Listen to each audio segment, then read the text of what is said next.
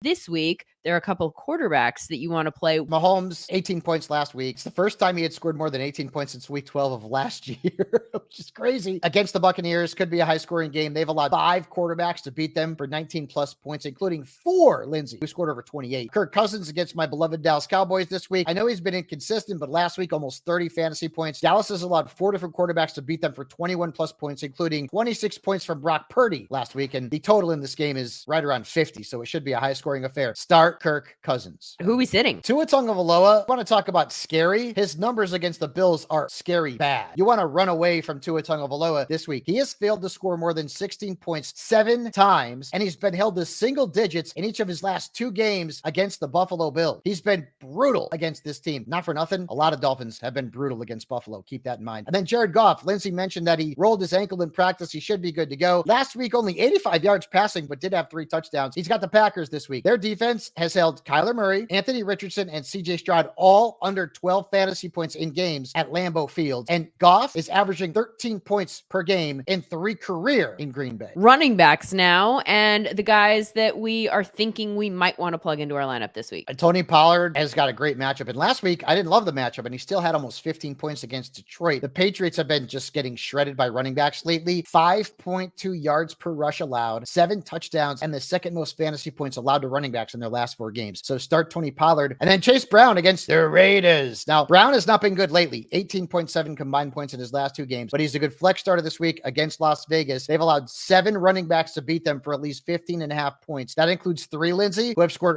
Macho Man, who have scored more than 20 fantasy points this season. That was so weak. I'm sorry. I can't do the voice. Running backs that we are sitting, and most notably the one that was the must start last week that watch him go off. The Ravens haven't allowed a single running back to rush for more than 52 yards in a game this year. And running backs have averaged 3.2 yards per rush against them. So Javonte Williams is a risky flex at best. I've got J.K. Dobbins on the list, and I'm not telling you to have to sit him. I'm going to play him in a league, but I don't love the matchup. So Dobbins, as good as he's been, single digits in 3 of his last 5. Cleveland's defense is allowing 84.3 rushing yards per game, and they're also allowing the 5th fewest fantasy points per game to running backs. So don't be surprised if J.K. Dobbins has somewhat of a mid stat line this week. Wide receivers, who are we starting? Cortland Sutton is one of them. He's alternated good and bad stat lines for the last 4 weeks, but Baltimore's defense is really bad against wide receivers. They've allowed the most fantasy points per game to the perimeter, including 7 touchdowns. Overall, they've given up big-time numbers, 13-plus points to 11 wide receivers, and 6 have gone over 20. So if you need help this week in a flex, Cortland Sutton is worth a look, and so is Xavier Worthy on Monday night against the Buccaneers. He hadn't been great, but he scored 11-plus points in 3 of his last 4 games, so as a flex starter, you could take that. The Buccaneers have allowed 7 touchdowns and the 3rd most points per game to wide receivers in the last 4 weeks. Overall, they're giving up 158 receiving yards per game to wideouts. Sitting at wide receiver. Zay Flowers is in DFS, I'm not going to play. If I have him in traditional, I probably got to play him, but I don't love the matchup against Patrick Surtain. The Broncos have allowed 4 touchdowns and the 4th fewest points per game to wide receivers. And listen to this. Only 1 wide receiver has scored more than 14.2 points in a game against them, coming off of the perimeter this year. Amari Cooper against the Dolphins. His snap count increased a little bit last week, but he only had 2 targets against Seattle. Keon Coleman and Khalil Shakir have been the better wide receivers. You could see Cooper being faced with Jalen Ramsey, and the Dolphins have given up 2 touchdowns and the 7th fewest fantasy points per game to perimeter receivers. So keep that in mind when you're starting Amari Cooper. You may want to keep him on the bench. All right, dirtbags, let's talk about other ways to play fantasy football. Do you guys know about Prize Picks? It's America's #1 daily fantasy sports app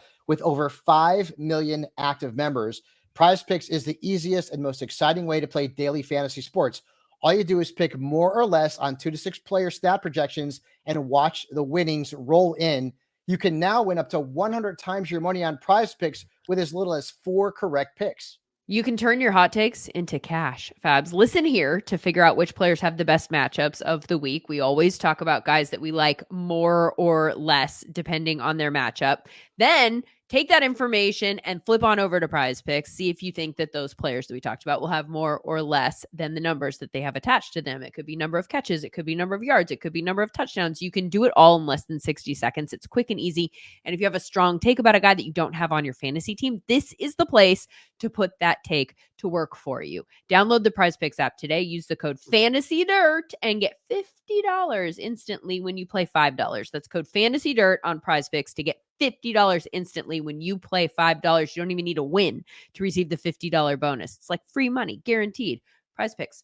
Run your game. Tight ends. Let's talk about who we're starting at that position this week. Evan Engram going up against the Eagles this week, and he's been inconsistent. The Eagles have been tough on tight ends on paper. I don't care because Evan Engram is going to get a ton of targets. No Christian Kirk. Brian Thomas Jr. is banged up. Gabe Davis is banged up. So this means a lot of targets for Evan Engram. Start him despite the bad matchup. Jake Ferguson, 2 stinkers in a row. 12.4 fantasy points combined. But don't worry about it. Keep the faith. Play him against Atlanta. They just gave up 2 touchdowns and 29 points to Cade Otton. It's also this defense giving up double-digit points to 2 tight ends in the last 2 games. So start Jake Ferguson in what should be a high-scoring game. Who are you sitting? I'm going to go Hunter Henry again. I told you not to play him last week. I mean, he was okay at like 9.5 points, kind of mid, but whatever. But he had been good in the previous 2 games. And over his last 3 games, he's averaging over 13 points per game. But the Titans defense has allowed 1 tight end to beat them for more than 8.2 points this year. That's it. Keep that in mind. And also, Drake May is a little bit banged up. So whether it's May or Jacoby Brissett, I'm going to fade Hunter Henry this week. Cole Kmet, I know he can finish with like a monstrous stat line at any time. Keep this in mind. He's been held to single digits in any game where he hasn't scored at least 24 points, and he's only done that twice, and we're in week 9. But the Cardinals have only given up 1 touchdown to a tight end, and only 2 have beaten them for more than 7.4 points. That makes Kmet a bit of a risk, so I'd keep him on the sidelines this week.